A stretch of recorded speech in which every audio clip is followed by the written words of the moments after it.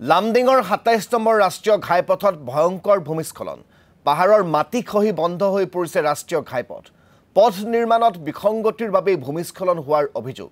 গায়ত্ৰী কোম্পানীৰ বিৰুদ্ধে এই বিসংগতিৰ অভিযোগ। নৈতৰ জালি দুৰ্বল হোৱা বাবে পাহাৰৰ পৰা মাটি খহি পৰাৰ অভিযোগ। ৭-৮ বছৰ পূৰ্বে কোম্পানীটোৱে নেটৰ জালি দি নিৰ্মাণ কৰিছিল পথছোৱা।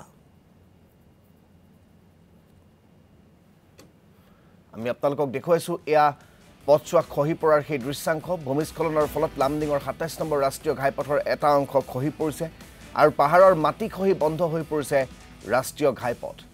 পথ নিৰ্মাণত বিসংগতি হোৱাৰ বাবেই এই ভূমিস্খলন সংঘটিত হোৱাৰ অভিযোগ।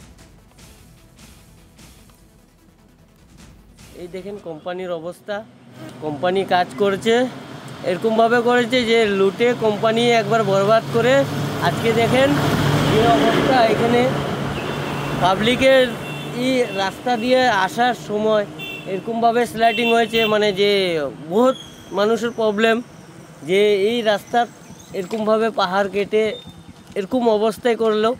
তো আজকে এই অবস্থাতে বহুত অসুবিধা হচ্ছে মানুষের, যে এরকম কাম করেছে কোম্পানি।